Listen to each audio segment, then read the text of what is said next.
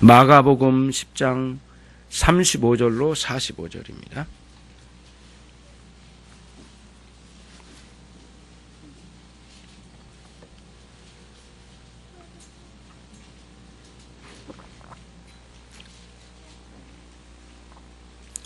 (35절로 45절)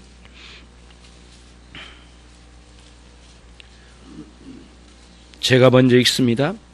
세베대의 아들 야고보와 요한이 주께 나와 여짜오되 선생님이여 무엇이든지 우리의 구하는 바를 우리에게 하여 주시기를 원하옵나이다. 여짜오되 주의 영광 중에서 우리를 하나는 주의 우편에 하나는 좌편에 앉게 하여 주옵소서.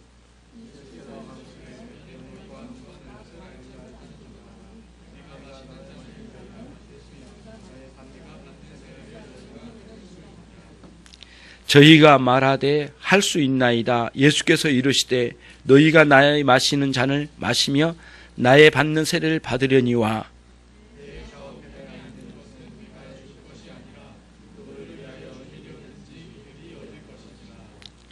열 제자가 듣고 야고보와 요한에게 대하여 분이 여기거늘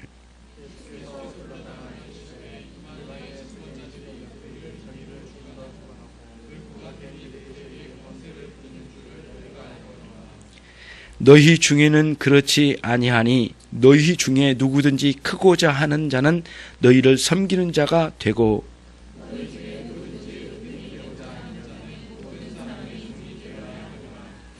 45절 같이 합니다. 인자해 온 것은 섬김을 받으려 함이 아니라 도리어 섬기려 하고 자기 목숨을 많은 사람의 대속물로 주려 함이니라.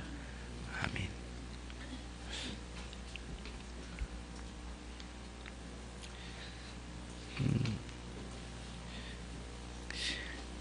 가장 종교적인 날에 가장 세속적인 날이 성탄절입니다. 가장 복된 날을 가장 더럽힌 날이 성탄절입니다. 가장 사랑을 많이 베풀어 주신 그날에 가장 부끄러운 모습으로 받아들이는 이 세대를 우리가 살고 있습니다. 여러분과 제가 이런 문화 문명의 즐거움 속에서 그 값싼 즐거움과 기쁨으로 살아가는 것이 하나의 흐름이라고 생각한다면 여러분들은 오늘 한 번쯤 다시 한번 우리 자신을 돌아보는 계기가 되었으면 합니다.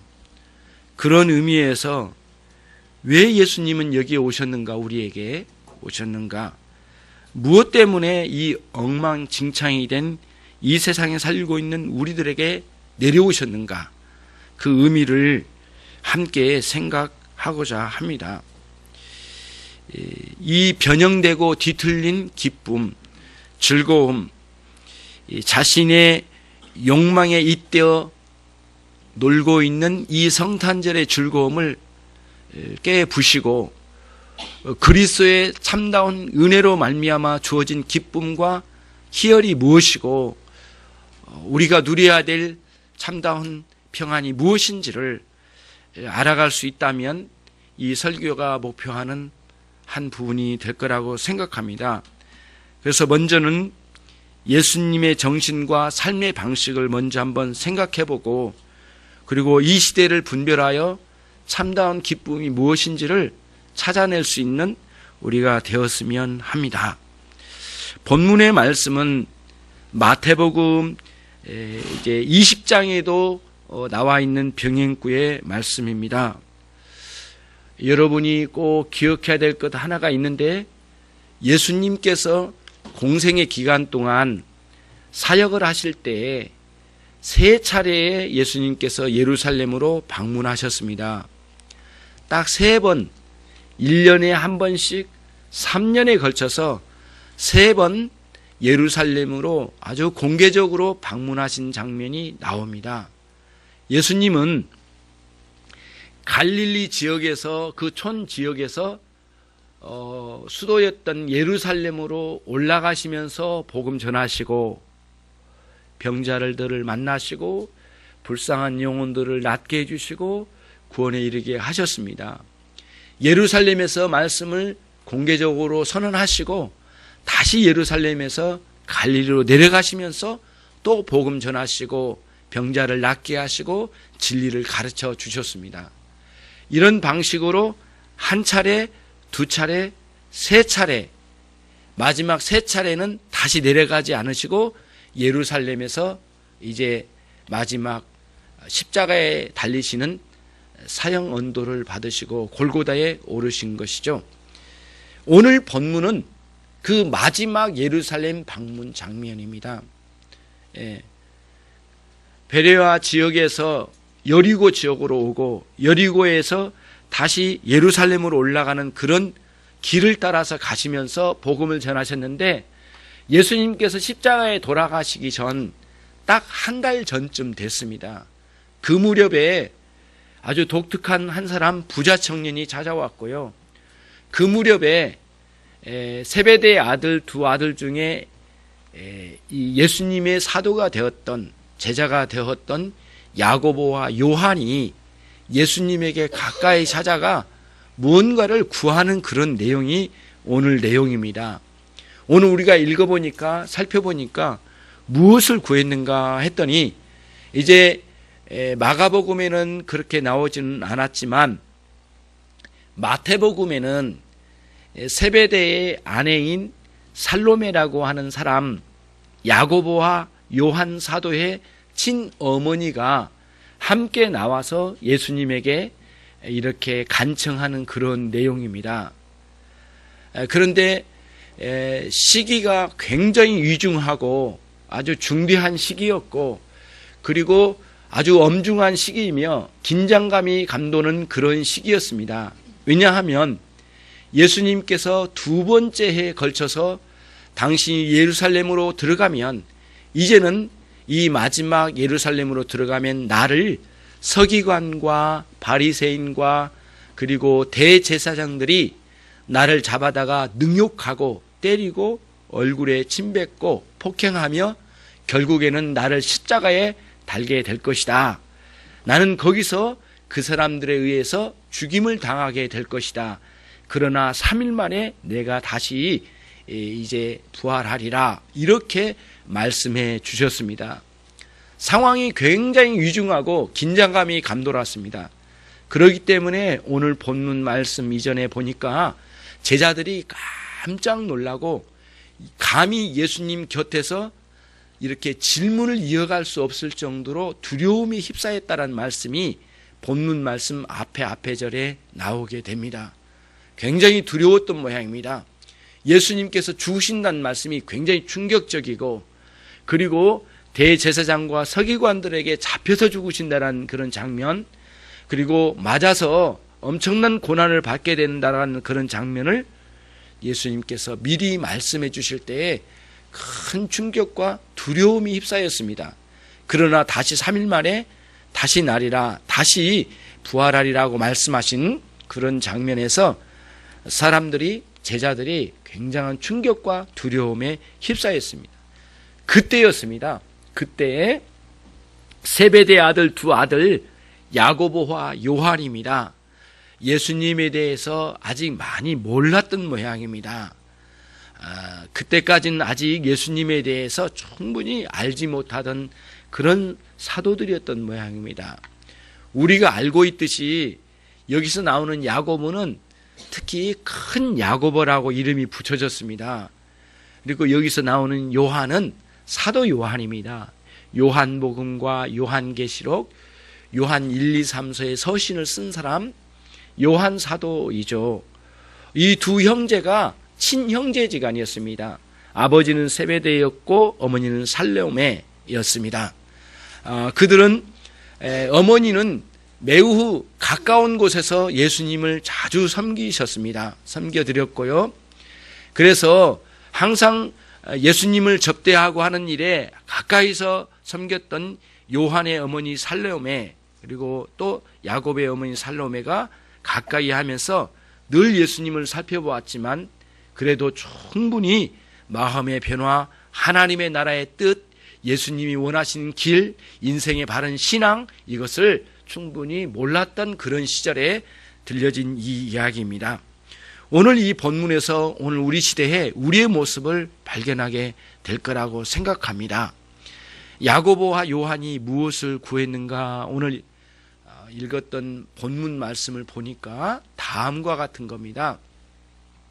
쉽게 말하면 예수님께서 어떤 방식으로 죽으신지 다 알 수는 없고 어떻게 사역을 마무리해 나가실지 알 수도 없지만 예수님의 행하신 모든 이적과 말씀과 하나님의 아들이시란 사실을 증거해 주신 그 내용 속에 보니까 예수님은 보통의 방식으로 사역을 이루어 가실 분이 아니시다.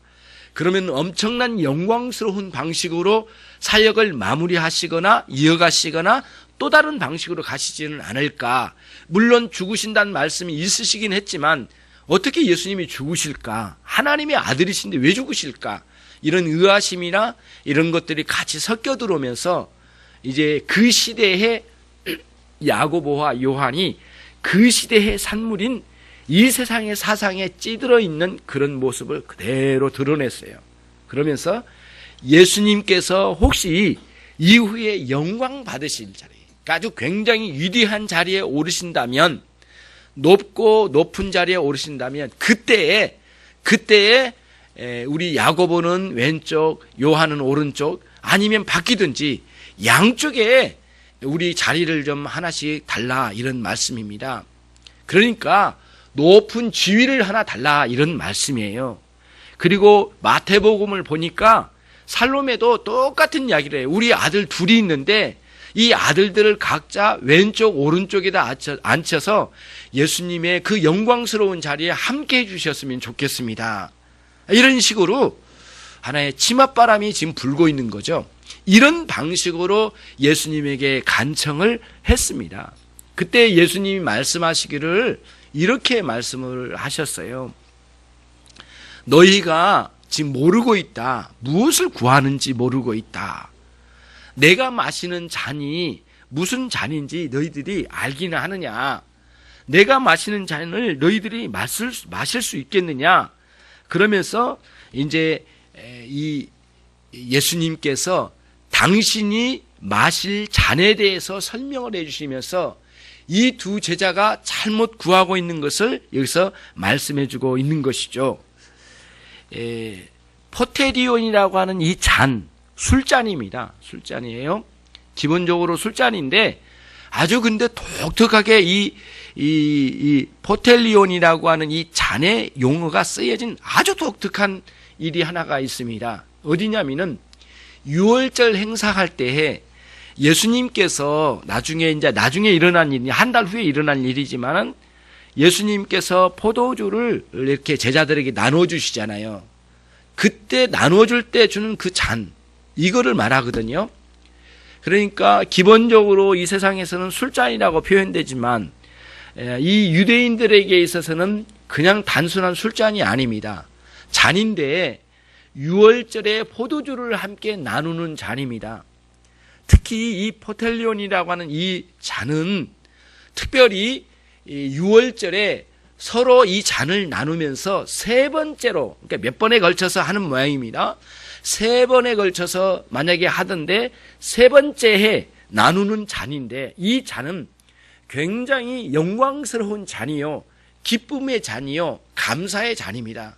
그래서 마지막 이제 이 세 번째로 마지막으로 마시는 건지 어쩐지는 거기까지는 알 수 없지만 일단 세 번째 나누는 이 잔을 통해서 함께 유월절에 하나님의 그 영광스러움 그리고 기쁨, 환희, 이것을 크게 드러내면서 이제 한마디로 축배를 올리는 그런 잔이 이제 포텔리온이라고 하는 잔이 되겠죠. 그 단어를 썼습니다. 그런데 예수님께서 이 단어를 쓰실 때의 의미가 단순히 포텔리온의 어떤 유월절의 잔 그런 개념만 있으신 것 같지는 않고요. 의미적으로 다가가야 돼요. 문자적으로 그냥 잔이 아니고요. 의미적으로 이걸 살펴가야 되는데 그게 뭐냐면은 예수님께서 이루셔야 될 사명이셨어요.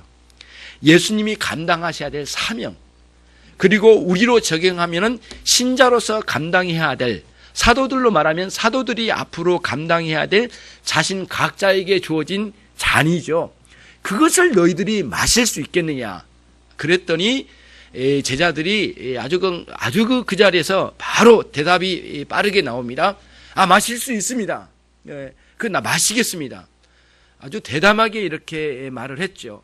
예수님께서 보실 때는 그들이 아직도 인간적인 방식으로 주님을 섬기고 있다는 것을 아심에도 불구하고 언젠가는 그들이 변화되면 결국에는 그 잔을 마시리라, 이렇게 예수님께서 예측을 하시고 말씀해 주셨습니다. 그래, 너희들이 언젠가는 마시게 될 거야, 이렇게 말씀하시고, 그러나 이제 예수님께서 말씀하신 이 잔을 마시는 방식, 이 사명을 감당하는 방식이 무엇인지, 그리고 신자로서 하나님의 백성으로서 어떤 방식으로 인생을 살아갈 것인지에 대해서 이어서 말씀을 해주심으로 그들이 잘못된 꿈을 가지고 있는 것을 바로 고쳐주는 그런 본문의 말씀이 되는 것입니다.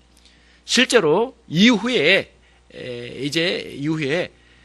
가장 먼저 순교당한 사람이 야고보 사도였습니다. 오늘 여기에 등장한 이 사람이에요. 내가 그 잔을 마시겠습니다. 가장 먼저 대답을 했잖아요. 이 사람이 사실은 모든 12사도 중에 가장 먼저 순교를 당했던 그런 기록으로 남겨지고요. 또 요한은 가장 오래 살면서 하나님의 말씀을 충분히 전하고 요한계시록까지 남기게 되고, 그리고 하나님의 나라에 돌아갔던 사람이 요한 사도였습니다. 결과는 그렇게 되었어요. 그러나 현재 지금의 문제예요. 아직 고쳐지지 않고 하나님의 나라의 참된 신앙으로 어떻게 살지를 제대로 모르니까 이 부분에 대해서 예수님께서 바르게 고쳐주시는 이런 장면이 오늘의 이 말씀이 되는 것입니다. 오늘 본문을 여러분이 볼 때 마가복음 오늘 몇 장입니까? 10장 35절로 45절의 말씀입니다. 그런데 마가가 이걸 기록할 때에 특별히 위치를 잘 배정할 때에 어떤 기가 막힌 기획이 있었던 것 같다는 느낌이 듭니다. 왜냐하면 같은 마가복음 10장 17절 이하에 다음과 같은 내용이 나옵니다. 부자 청년이 예수님 앞에 와요. 예?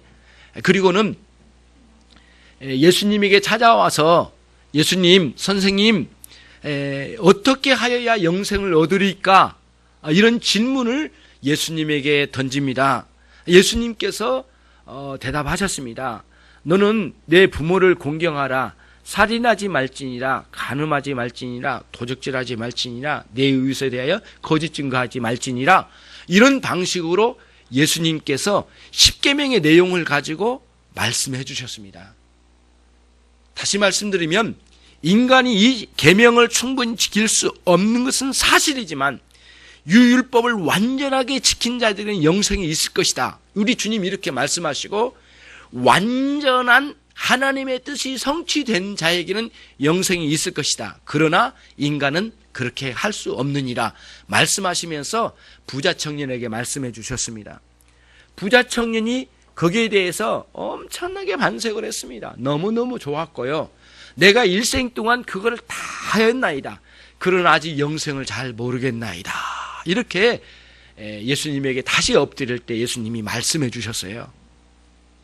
지금 찾아온 부자 청년에 대해서 예수님이 지금 무엇을 가르친지를 여러분 들으셔야 됩니다. 말씀하셨어요. 그러면 내가 너에게 한 가지 부족한 일이 있다. 네가 가지고 있는 모든 재산을 팔아서 가난한 자들에게 다 나눠줘라. 그리하면 너는 다시 나를 따라오게 될 것이고 나를 따라오면 곧 그 자체가 영생이 되리라. 이런 의도로 말씀해 주셨습니다. 자, 여기서 무엇을 말씀하고 있느냐면은 예수님께서는 우리로 하여금 문자적으로 재산을 다 팔아 바치고 예수님을 교회 출석하고 종교생활하면 영생을 얻게 된다. 그런 차원이 아닙니다. 다시 말씀드리면 이 부자 청년의 마음을 사로잡고 있는 물질의 욕망의 문제가 심각하게 그들을 파고들고 있는 것이에요.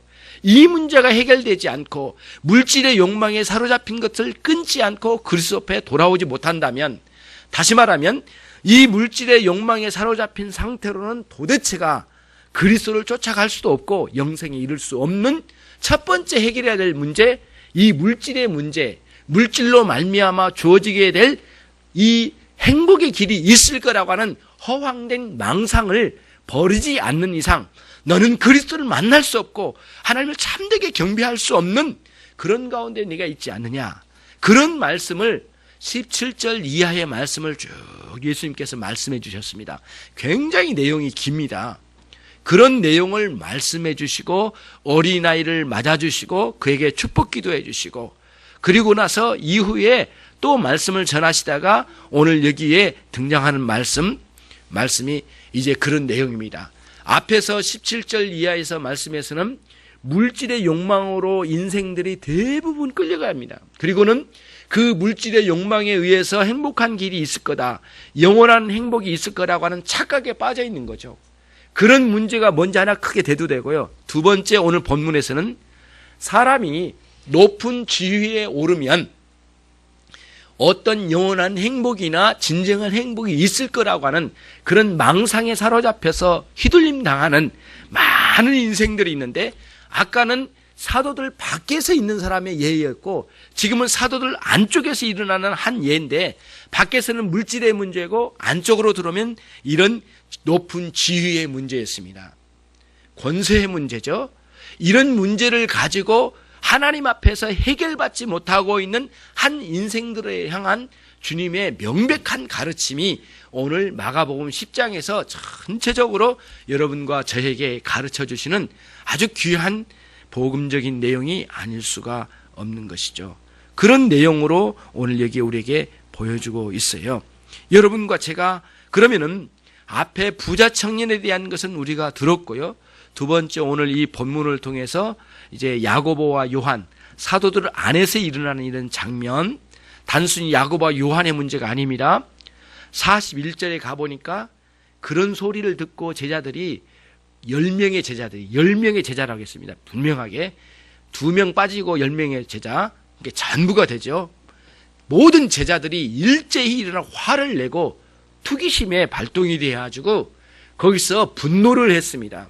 그리고 야고보와 요한에게 너만 그걸 차지하려고 이렇게 화를 낸 겁니다. 그러니까 10제자, 12제자 모두가 지금 예수님에 대해서 정확하게 이해하지 못하고 예수님께서 가지고 오실 이리한 이 구원의 역사와 영원한 행복이 뭔지에 대해서 충분히 이해하지 못한 무지몽매한 상태에 놓여져 있는 제자들을 깨워주시는 이런 장면입니다.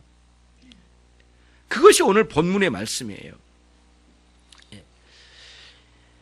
우리가 이게 이제 우리 신앙생활에 있어서 참 돌아봐야 될 이 아주 중대한 부분이 있습니다. 여러분, 우린 교회 안에 들어와서까지도 높은 지위가 있느냐 없느냐 이런 식으로 생각하거나 또 아니면 어떤 자리에 대해서 생각을 아주 인간적으로 생각을 하고 판단한다면 여러분은 오늘 야고보와 요한 사도들이 지금 넘어져 있는 자리에서 넘어지고 있는 것이죠.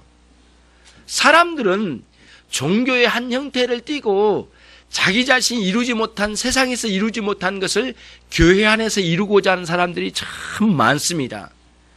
그것은 여러 가지 교회에서 주는 이런 직분이나 이런 위치나 이런 것들로 이렇게 채워가려고 하는 그런 욕망들에 의해서 사람들이 많이 끌려다니죠. 그런 사람들은 아직 주님을 모르는 사람들입니다. 그렇기 때문에 매우 중요하게 생각해야 됩니다.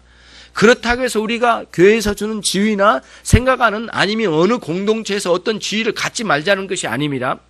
질서를 따라 사명을 따라 하나님 주실 때에 그것을 그리스도의 마음으로 정신으로 감당할 수 있는 그런 위치로 나가야 되는데, 그런 신앙의 자리로 나가야 되는데 본질은 다 잃어버리고 그 지위에서 얻게 될 명망이나 사람들이 보여주는 주항이나 사람들이 이렇게 올려주는 이런 것들에 의해서 마음의 동함을 가지고 거기에서 오는 어떤 감흥이나 감동으로 마치 신앙생활에 감사할 거리처럼 생각하는 오만한 생각들이 결국에는 우리로 하여금 그리스도 앞에 나가는 최고의 나갈 때의 걸림돌이 된다는 사실을 여러분들이 깊이 생각해야만 하는 것입니다. 돈 있는 사람만 돈에 의해서 돈 때문에 재물 때문에 하나님께 나가지 못하는 것이 아닙니다. 재물 없는 사람도 재물에 넘어져서 주님 앞에 나가지 못하는 사람들이 더 많습니다. 재물이 많다고 해서 다 넘어진 것 아니고요. 재물이 없다고 해서 모두 그 재물에 의해서 마음 다 빼앗긴 것도 아니지 않습니까? 문제는 바른 인식을 가지고 나가야 되는 것입니다. 그 부자 청년이 넘어진 자리에 넘어진 사람이 너무 많아요. 가난한 사람도 많고요. 알거지로 사는 사람들도 많습니다. 없는 가운데 이 재물 없음으로 인하여 분노하는 사람들이 참 많고요. 결국에는 그 자리에서 그리스도를 버려본 사람이 참 많습니다. 그들은 그리스도를 버린 가운데 재물을 취하고 있는 것이죠. 사람들은 또 이쪽 측면이에요. 제자들이 지금 놀아나고 있는 이런 상황에 대해서 말씀드리자면은 높은 지위를 얻고 사람들에게 추앙받는 자리를 차지하고 싶은 마음에서 마음 다 빼앗기면 결국에는 그리스도를 마음에 영접하지 못하는 어리석은 가운데 떨어지게 된다는 사실을 보게 되는 것입니다. 여러분, 오늘날 정치인들을 보면은요, 이 정치의 이 욕망에 빠져들면 거의 사람이 미칩니다. 예. 완전히 미치는 거죠. 거의 사람이 거기에 매몰돼서요, 나오지를 못합니다. 목숨이 달아나더라도 그 자리에 머물러 있기를 원하고요. 그리스도를 이렇게 아기 예수로 오신 그리스도를 맞이한다는 것은 거의 쇼이지 실제로는 그러지 못합니다. 결코 그럴 수 없습니다. 그래서 여러분, 정치인이 되어서 문제가 아니에요. 그 자리에 들어가면 진정으로 그리스도 앞에 엎드릴 수 있는 겸비한 마음으로 나와야 되는데 그런 사람들이 100에 하나 만에 하나 될까 말까 합니다. 대부분 그렇지 않습니다. 여러분들이 이 시간 오늘 정리해야 될 중요한 마음은 뭐냐면은 이 세상에서 줄 어떤 행복이랄까, 이 세상이 줄 어떤 만족에 대해서 생각한다면 그것은 여러분 안에 있는 욕망에 잇대어서 이 세상 사랑과 잇대어서 같이 놀아나는 것에 불과하지, 하나님께서 원하시고 하나님 주시고자 하는 그 구원과는 매우 거리가 먼 것이라는 사실을 깨닫는다면 여러분 마음에 내 욕망의 충족적인 그런 만족의 종교 생활을 빨리 해치우고 버리고 그리스도께서 주신 참다운 은혜와 기쁨, 거기서 밀려온 환희로 말미암아 살고자 하는 열망을 갖는 그 자리로 나오지 않는다면 여러분은 여전히 그리스도인으로서 모양은 갖추고 교회에 나와서 예쁘게 치장하고 예배할지는 모르지만 그리스도를 영접하지 않는 모든 사람들은 결국에는 그리스도와 상관없는 사람들이고 성탄절과는 거리가 먼 사람이고 그들은 성탄절 입에도 꺼내지 말아야 될 사람들이고 저주받을 사람이라는 사실을 깨닫기 바랍니다. 이것을 성탄절에 깨닫지 못한다면 여전히 종교의 허울을 뒤집어 쓰고 마치 나도 이 시대의 종교의 하나의 허울을 뒤집어 쓰고 문화인의 한 형태로 아름답게 꾸며가며 나도 행복한 사람들 중에 하나, 남들에게 꿀리지 않는 행복한 자라고 생각한다면 그건 여러분 종교적인 망상에 빠져 있는 것이죠. 버리십시오. 단호하게 용기를 갖고 버리십시오. 여러분 버려도 괜찮습니다. 그까짓 것 다 버리고요, 그리스도 앞에 돌아오는 참신앙으로 돌아와야 될 줄로 믿습니다. 좀 남들보다 못하고 뒤처진다 할지라도, 남들보다 실력이 뒤지고 남들보다 못 가진다 하더라도 문제가 되지 않고 남들보다 높은 지위에 있지 아니하더라도 아무런 문제가 되지 아니하며 그리스도께서 내 안에 들어오시면 높은 지위를 주실 때에는 그 자리에서 그리스도를 드러내고 낮은 지위에 이르게 될 때는 그 자리에서 그리스도를 마음껏 사심없이 섬겨갈 수 있는 신자가 되어야 될 줄로 압니다.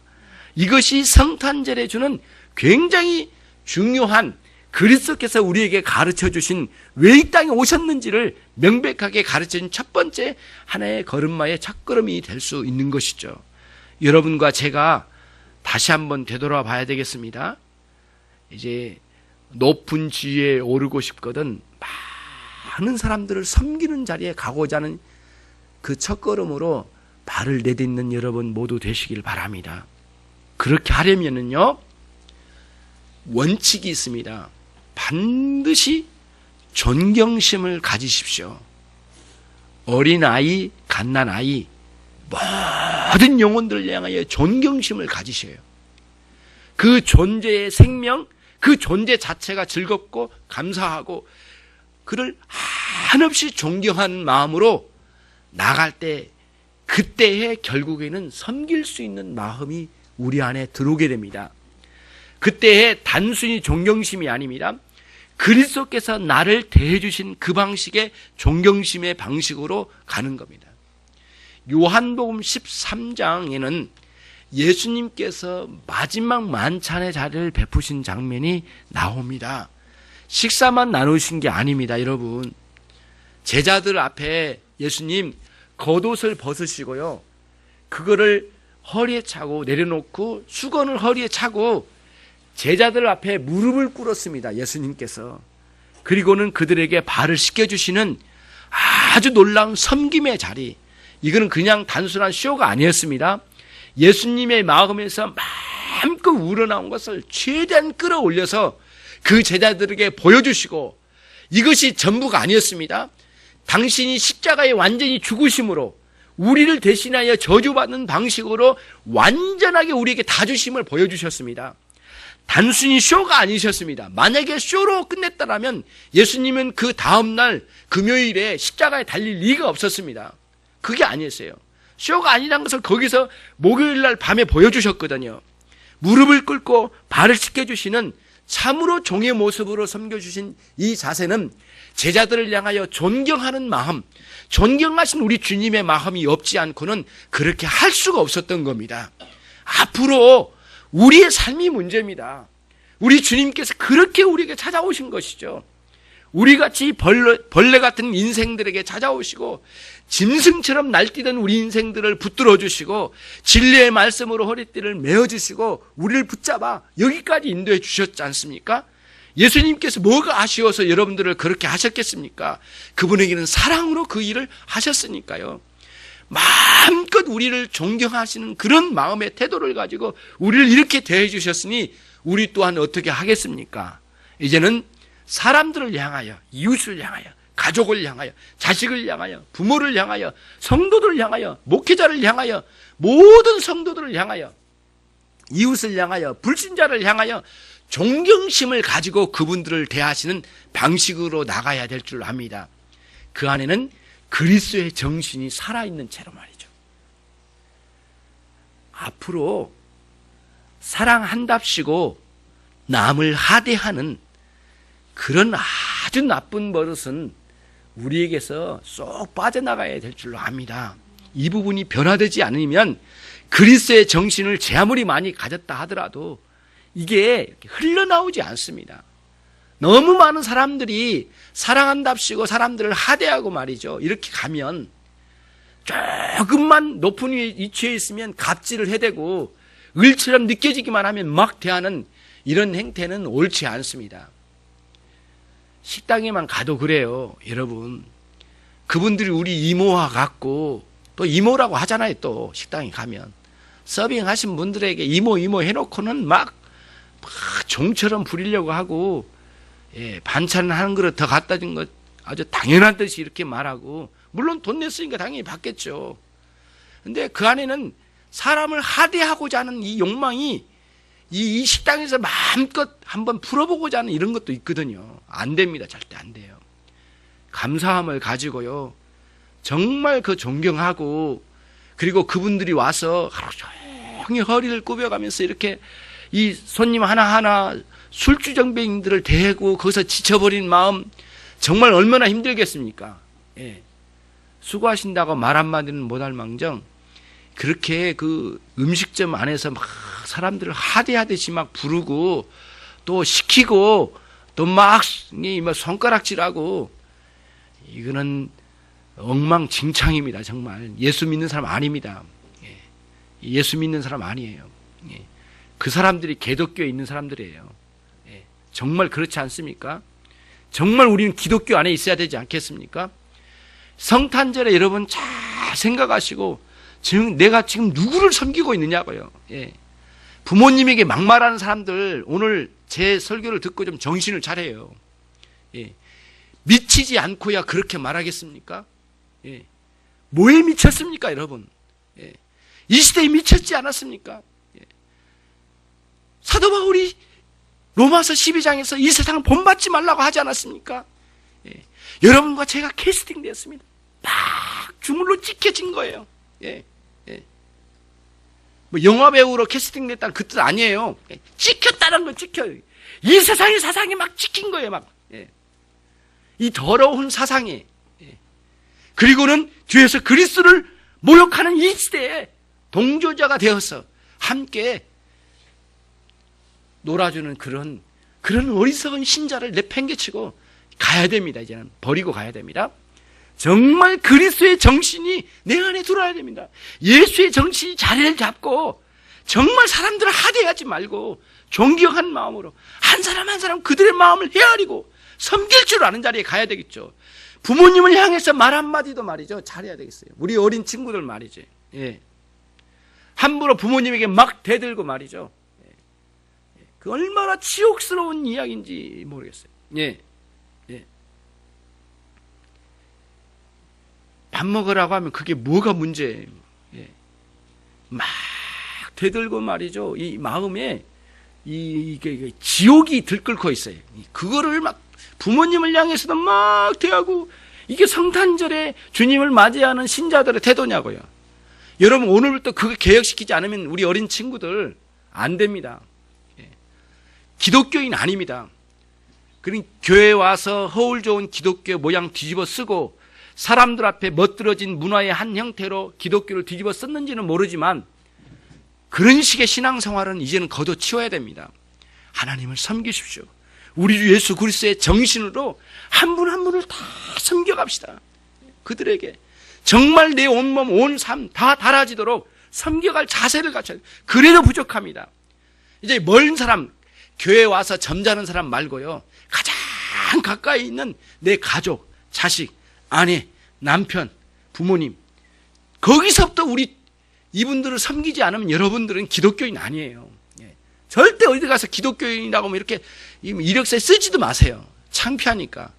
수치스러움을 드러내지 말자고요. 당당하게 그리스도의 정신으로 산 사람들은 기독교인 딱 쓸 수 있어야 되겠죠. 제발 좀 이거 개혁시켜 나가야 되겠어요. 여러분 성탄절에 선물을 못 줄 망정 야단치지 마십시오. 좋아요. 야단쳐야 돼요. 정말 많은 것들이 비뚤어져 있어요. 왜곡된 신앙으로, 그리고 자기 욕망에 잇된 이 세상 사랑이 얼마나 우리를 어긋장나게 만들었느냐고요. 너무 많은 기독교인들이 빛을 발해야 됩니다.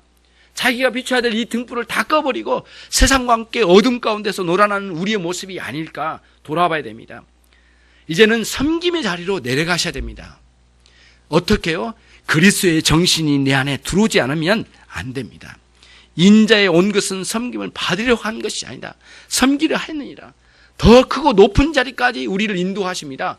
뭐라고 하셨습니까? 인자는 대속물로 우리를 대신하여 하나님께 제물로 바칠 수 없자 바친다, 이게 바쳐드린다는 뜻이에요. 하나님을 대신하여 우리의 죄악을 대신하여 제물이 되어서 하나님께 바쳐진다. 그런 대속물로 우리에게 오셨대요, 예수님이. 우리는 할 말을 잃어버렸어요. 어떻게 그분 앞에 변명거리가 있을 수 없는 거죠. 여러분과 제가 이 성탄절에 정말 귀한 정신을 가지고 하나님 앞에 사는데, 그러면 목사님 말씀처럼 그렇게 해야 되겠다. 안 됩니다. 그리스도를 만나지 않고는 이루어질 수 없는 이런 겁니다. 다시 말하면 제자들도 주님 앞에 있지만 아직도 제대로 주님을 만나지 못하니까 이 꼴이지 않습니까? 결국에는 성령의 놀라운 역사하심으로 진리가 그 안에 들어올 때서야, 그때서야 섬김의 자리가 갖고, 야고보는 심지어는 순교의 자리까지 가면서 목숨을 내던지면서 복음을 전한 자리까지 나갔습니다. 요한 사도는 어떤 사람입니까? 여러분, 놀라운 것은 요한 사도는 그의 별명이 사랑의 사도랍니다. 예. 그래서 마지막에 생애에 마지막 설교에 올라왔는데요. 요한 사도의 제자들이 양쪽에 겨드랑이에 손을 끼고 겨우 부추겨 가지고 단에 올라오면 설교할 기력이 없어서 마지막 딱 한마디, 여러분 우리 함께 모두 사랑합시다. 이 한마디 던지고 겨우 숨을 몰아쉬고 그냥 내려가면 청중들이 막 울음바다가 되어서 회개하기 시작했답니다. 그런 위대한 역사가 있었거든요. 사랑의 사도가 된 거예요. 여러분 모든 사람을 사랑하되 하대하듯이 사랑하지 말고 존경심을 가지고 사랑하며 우리의 이른 모든 섬김을 통하여 그리스도께서 능력으로 나타나 각 사람들의 마음에 아주 그냥 화살처럼 꼽히는 놀라운 역사가 있기를 주님의 이름으로 축원합니다. 성탄절은 그리스도께서 여러분에게 찾아오신 날입니다. 이 세상에 오신 것으로 멈추지 마십시오. 그렇게 생각하지 마십시오. 뭐 케이크도 나눠 먹고 이렇게 할 수 있습니다.